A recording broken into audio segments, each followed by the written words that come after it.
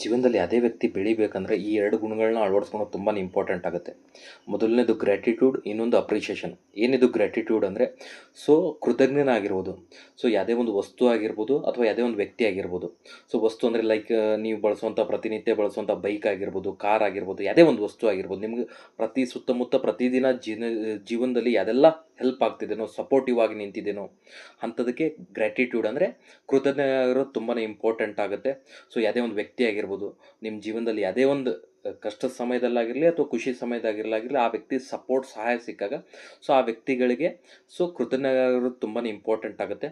ಅದರ ಜೊತೆಗೆ ಅಪ್ರಿಷಿಯೇಷನ್ ಅಂದರೆ ಹೊಗಳಿಕೆ. ಜಗತ್ತಲ್ಲಿ ಪ್ರತಿಯೊಬ್ಬ ವ್ಯಕ್ತಿನೂ ಇಷ್ಟಪಡೋದೇನೆಂದರೆ ಅವ್ರವ್ರ ಹೆಸರು. ಎಲ್ಲರೂ ಖುಷಿ ಪಡೋದು, ಇಷ್ಟಪಡೋದೇನೆಂದರೆ ಹೊಗಳುವಿಕೆ.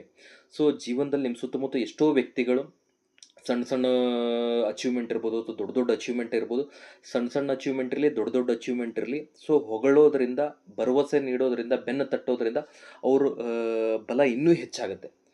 ಹೊಗಳಿಕೆ ಅದು ತುಂಬಾ ಇಂಪಾರ್ಟೆಂಟ್ ಆಗುತ್ತೆ. ಅಪ್ರಿಷಿಯೇಷನ್ ಅಂತ ಕರೀತಾರೆ. ಅಪ್ರಿಷಿಯೇಷನ್ ಅದ್ರ ಜೊತೆ ಗ್ರ್ಯಾಟಿಟ್ಯೂಡ್, ಇವು ಎರಡೂ ಗುಣಗಳು ದೊಡ್ಡ ಮಟ್ಟಿಗೆ ಎಲ್ಲೇ ಇರಲಿ, ಯಾವುದೇ ಸ್ಥಾನದಲ್ಲಿರಲಿ, ಅಲ್ಲಿಂದ ದೊಡ್ಡ ಮಟ್ಟಿಗೆ ಬೆಳವಣಿಗೆಗೆ ಇದು ತುಂಬಾ ಹೆಲ್ಪ್ ಆಗುತ್ತೆ.